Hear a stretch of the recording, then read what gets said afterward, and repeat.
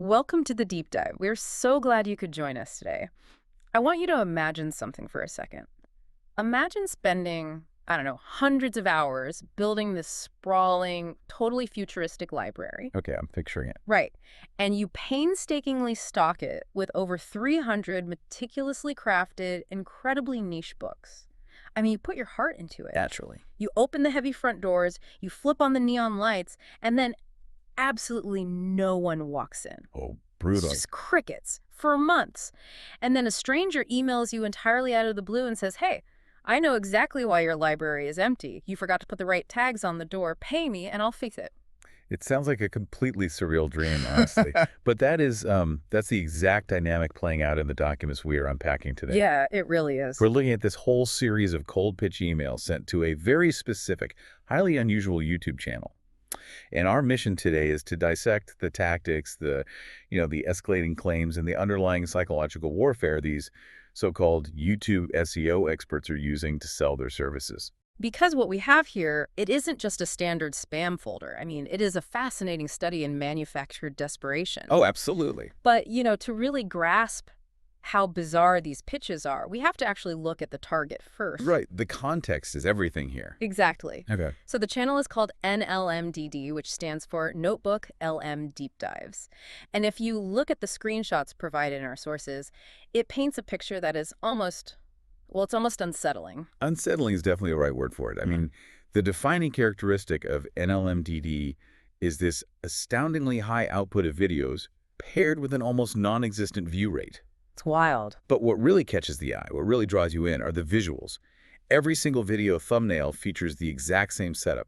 You've got two people sitting at a podcast table speaking into microphones. Right, but they aren't entirely human. No, they are not. They have these intricate, highly detailed cybernetic arms. Yeah, it's very sci-fi. And the content they're discussing is wildly all over the map. Like, I'm looking at the initial screenshot right now, and they have a video titled Princess Nails, sitting at 0 views. 0 views. Right next to it is a deep dive on Saudi Aramco brand guidelines with 1 single view. Which is such a weird pivot. Totally. And then a thorough breakdown of Monopoly Classic game instructions with a grand total of 2 views. It's just a sheer volume of highly specific effort compared to a complete lack of human interest. And that exact discrepancy, that gap, is what draws the sharks. Oh, interesting. How so? Well, when a digital marketer sees a channel churning out hundreds of videos without gaining any real traction, it signals a very specific vulnerability. Yeah. It tells them, hey, whoever is running this channel has intense dedication. Right. They clearly have the resources to produce the content, but they are completely failing to connect with an audience. I mean, to a scammer, it's just blood in the water. Blood in the water. That makes total sense. So let's actually look at the first bite. We have an email here from a sender identifying themselves as LR. KLR. And at the time this pitch arrives, NLMDD has published an incredible 361 videos, Wow. which is practically a video a day for a whole year. Yet they have only managed to scrape together 111 subscribers. Yeah, and the approach LR takes here is what we might consider the absolute basement tier of cold outreach. The basement tier. Yeah, the strategy relies entirely on just pointing out the obvious failure. Like LR writes, your channel subscriber is only 111 and you have already published 361 videos. Ouch. And then they say, but unfortunately your channel is not performing well. Just laying it all out there. Exactly. And they follow that up with this massive, super generic promise to, quote, monetize your channel, increase your watch time, and reach your targeted audience. It's incredibly blunt. And honestly, it makes me wonder about the actual conversion rate of a tactic like this. I mean, if a creator is putting their heart and soul into 361 videos, even if those videos are about corporate brand guidelines and board games, getting a message that essentially says, hey, I see you're failing, it just seems super counterproductive. You think so, yeah. Like, does insulting the target's life's work actually generate sales, or does it just alienate people immediately? So the bluntness isn't a mistake. It's actually a feature. Wait, really? Yes. The cruelty of pointing out the failure acts as a vital filtering mechanism for this scammer. A filter. So the cruelty is intentional. Like, they are actively trying to filter out savvy creators and only catch the ones who are insecure enough to actually agree with them. Precisely. It is very similar to the famous Nigerian prince email scams. You remember those, right? Oh, yeah. The ones with all the crazy grammar. Exactly. Those emails were notorious for being filled with deliberate typos and totally absurd premises. And people used to wonder why they didn't just fix the spelling. Right, to make it look more legit. But the scammers didn't want to waste time corresponding with skeptical people. If someone noticed the typos and questioned it, they would eventually figure out it was a con. Oh, I see. So they wanted the most gullible, vulnerable targets from the very first reply. Wow, that is dark. So LR is doing the same thing here. Exactly. LR is likely using an automated scraper to blast this exact template to tens of thousands of low-performing channels. They are hunting for the creator who is just completely exhausted. The one staring at their 361st video with 0 views. Yes. One who will finally break down and say, you know what, you're right, I am failing, please save me. They are totally preying on the sunk cost fallacy. I mean, if you've made 10 videos, you might just quit and walk away. Sure. But if you've made 361, you are desperate to justify that investment of time. You've put too much in to just let it go. Yes. Yeah.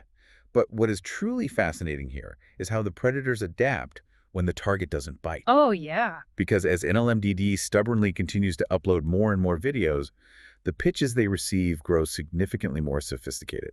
Yeah, the creator definitely does not slow down. Yeah. By the time the second email arrives in our source documents, the channel has pushed past 430 videos. Incredible. But the audience is still hovering barely above 100 people. So the gap between the relentless output and the reward is just widening. And the video topics remain just as eclectic, right? Oh, totally. Completely dormant, but eclectic. We see a video on Ethan Malik, the evolution of tabletop RPGs, pulling in maybe 7 views. 7 views for that. Yeah. And then a Cosmic Raves survival guide sitting completely untouched at 0 views. Still featuring the cybernetic hosts, I assume. Still featuring the cybernetic hosts. Yeah. Always. But you're right, the sender of the second email, who goes by NGH, takes a wildly different psychological angle than our first marketer. Yeah, NGH realizes that telling a creator their channel is garbage isn't working. So they pivot. They go straight to flattery. Ah, the sweet talk. Exactly. They lean into validating the creator's effort. They praise the, quote, top-tier aesthetic and the polished editing. Right. But they pair that flattery with what I call the pseudo-technical threat. The pseudo-technical threat. Okay, I like that term, because this is where the wording gets very specific in the email. NGH tells the creator that having 439 videos and only 130 subscribers indicates a, what do they call it, a visibility lag. A visibility lag, yes. Right, and they claim to have run a diagnostic check on your channel's back-end data, which resulted in an SEO score of exactly 0 out of 100 due to missing metadata. Okay, we need to pause right here and clarify the mechanics of what NGH is claiming, because it is literally the linchpin of their entire deception. Okay, lay it on me. It is technically impossible for an external marketer to run a diagnostic check on your channel's backend data. Wait, really? Impossible? Impossible. Yeah. YouTube's backend is a closed system. Unless you explicitly grant someone administrative access to your account, they cannot see your internal analytics, your retention graphs, or any hidden technical flags. So NGH is just making it up. NGH is entirely making up a diagnostic test to solve a problem that doesn't even exist. But, I mean, are we sure they're being deliberately deceptive, though? Is it possible NGH is just a naive, maybe amateur marketer using a public API tool? Like TubeBuddy or something. Yeah, like TubeBuddy or vidIQ, just looking at public tags and then using really dramatic language to sound professional? Look, I would love to give them the benefit of the doubt, but look at the specific phrasing they use and the escalation. Claiming a definitive SEO score of 0 out of 100 based on back-end data implies a level of authoritative access they simply don't possess. Right, they're implying insider knowledge. Exactly. It is a calculated fabrication designed to exploit information asymmetry. Information asymmetry. That being the idea that one party has all the knowledge, or at least pretends to, while the other is just left completely in the dark. Right. The YouTube algorithm is essentially a black box to most creators. They don't know exactly how it works, what triggers it, and that creates immense anxiety. Oh, for sure. So NGH steps right into that anxiety and says, hey, don't worry, I have a flashlight. I can see the back end. Wow. And the most manipulative part to me is the framing. NGH literally writes, This is a technical indexing error, not a reflection of your work. Yes. It's the classic, it's not you, it's the algorithm excuse. It's like a mechanic looking at your car and telling you, listen, your engine is flawless. It is an absolute masterpiece. A work of art. Yeah, but the highway is just experiencing a visibility lag and refusing to let you drive on it. That analogy hits the mark perfectly. I mean, think about why that is so potent psychologically. It absolves the creator of any guilt or insecurity about those zero-view cosmic ray videos. It totally lets them off the hook. It reframes the lack of growth entirely. Hmm. It's no longer a failure of the content. It's a secret, invisible technical glitch that only NGH can unlock. That is so clever. It makes the target feel brilliant for making the videos in the first place, but completely helpless against the machine. It is the ultimate magic bullet pitch. You don't have to change your weird content. You just need to buy my magic back-end data fix. Exactly. But, as manipulative as that is, the third email in our stack steps into an entirely different dimension. Oh, yes. This is where the tactics cross the line from just exploiting technical ignorance into literally constructing an alternate reality. Okay, let's set the stage for this grand finale. The email is from a sender named SH. SH. And by this point, NLMDD has reached an absolutely staggering 528 videos, 528 uploads. Which is mind-boggling. It is, and their subscriber count, a meager 149. Ouch. Yeah, the view counts remain completely abysmal, even though they are tackling massive, highly searched topics now. We see videos on Marty Kagan's Silicon Valley Product Group, one on Niccolo Machiavelli, another on Justin Welsh, and they are pulling in maybe 4 to 11 views each. The structure of SH's pitch here is just fascinating because it abandons the generic approach entirely. No more hello, dear channel owner. Exactly. They present their pitch as an official audit report. They use intense hyper-personalization, like they specifically name the channel's NotebookLM Deep Dive series. They name-drop Machiavelli and Marty Kagan, and they praise the, quote, unique conceptual presentation. Which implies someone actually sat down and watched the videos. Or, I guess, at least programmed a very good scraping tool to pull those titles and insert them into a template. Probably the latter. Right. They are laying the flattery on incredibly thick, claiming the content is better than many big channels in this niche. But the flattery is just the setup. It's the setup for the grand illusion, which is the invention of the growth gap. The growth gap. Yes. SH introduces this completely fabricated metric they call the logical expectation. And the logical expectation. Okay. They boldly state that a channel with 528 high-quality videos should logically have around 30,000 plus subscribers by now. 30,000. I mean, that is such a specific, massive number. How do you even begin to calculate a logical expectation for a channel featuring cybernetic podcasters talking about Monopoly? Well, you don't. I mean, it is pulled completely out of thin air. Just totally made up. Yes. Mm. But the psychology behind choosing that specific number is actually brilliant. 30,000 is large enough to trigger intense FOMO fear of missing out. Oh, yeah. But it still feels somewhat attainable for someone who has uploaded over 500 times. SH is literally weaponizing the creator's own effort against them. They're trying to induce a profound sense of loss. They are telling the creator, hey, you didn't just fail to gain 149 subscribers, you have actually been robbed of 29,850 subscribers that rightfully belong to you. Exactly. It creates this massive psychological deficit that SH then very generously offers to fill. Convenient. Right. And they back it up with these completely absurd guarantees. They propose a small test project of 2 to 4 videos, guaranteeing 1,000 to 5,000 views, 150 to 300 plus active organic subscribers, and a perfect 100 out of 100 SEO score. I noticed they put a really heavy emphasis on the word active subscribers. Yeah, and that is a preemptive defense mechanism. Well, when a marketer guarantees specific subscriber numbers overnight, the immediate suspicion is that they're just going to point a bot farm at your channel and ensleep the vanity metrics with fake accounts. Oh, right. Because anyone can buy bots. Exactly. By insisting they are active organic users, SH is trying to close that loop of doubt before the creator can even voice it. Okay, let's step back for a second and look at the fundamental flaw in SH's logic here. They are trying to sell this idea that a 30,000 subscriber growth gap is entirely due to missing hashtags and unoptimized titles. Right.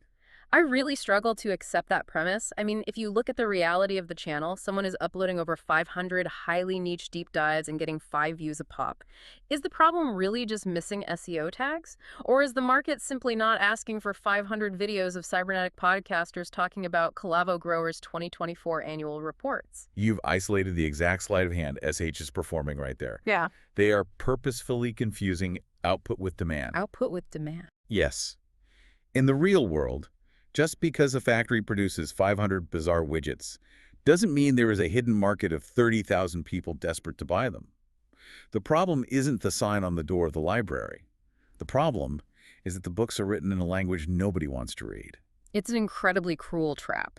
They are selling the illusion that massive success is just one metadata tweak away, rather than confronting the harsh reality that the content itself might not have a broad audience. It really is. And, if you've ever posted anything online, whether it's building a business, a brand, or a creative project, you have probably received an email very much like these. Oh, definitely. Hundreds of them. They represent the modern digital marketing playbook for cold pitches.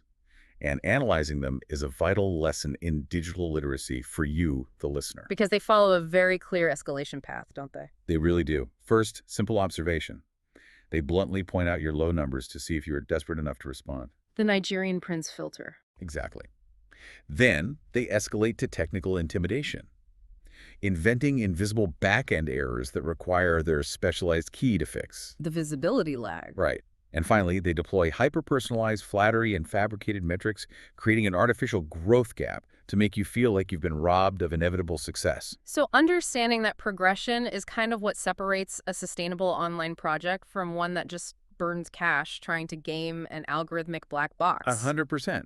True audience growth rarely, if ever, comes from a magical SEO band-aid. Yeah. Whenever a cold pitch promises you that a specific number of organic humans will suddenly care deeply about your work because they fixed a hashtag, your skepticism should be at maximum alert. Definitely. But, there is one final lingering thread here that we have to pull before we finish. Okay, let's hear it. And it completely recontextualizes everything we've just discussed. Let's look at the nature of this NLMDD channel one more time. We've got 500 plus highly niche deep dives. Right. The topics swing wildly from Machiavelli to fast food items to fat cell implantation. Very normal stuff. Completely normal. They feature cybernetic hosts, and they are uploaded at a pace that is frankly inhuman. Well, the sheer velocity and the eclectic, disconnected nature of the topics, it strongly suggests this isn't a passionate human creator at all. Right. It bears all the hallmarks of an automated system, like an AI video generator testing its limits or just churning out content programmatically. Exactly. It's an automated project. And on the other side of the equation, we have these 3 SEO pitch emails, the highly structured templates, the data scraping that pulls video titles into the text, the instant generation of these audit reports for a channel with single-digit views. I mean, these pitches aren't being typed out by human hands. No, definitely not. They are generated by marketing automation software designed to scrape the bottom of the YouTube barrel. So we have an automated content generator on one side. And automated email scrapers on the other. The implications of that are wild.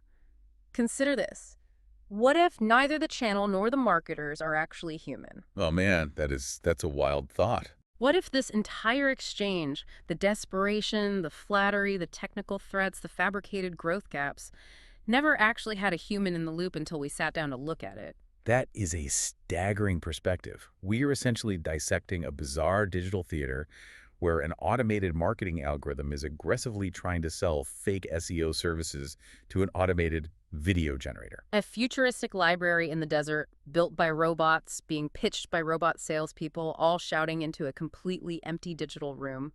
It really forces you to wonder how much of the internet is just machines desperately trying to optimize machines. It's the ultimate closed loop of modern spam. It gives a whole new, slightly eerie meaning to the concept of cause and effect online. Keep a close eye on your own inbox, trust your instincts when the promises seem too good to be true, and we will catch you on the next deep dive.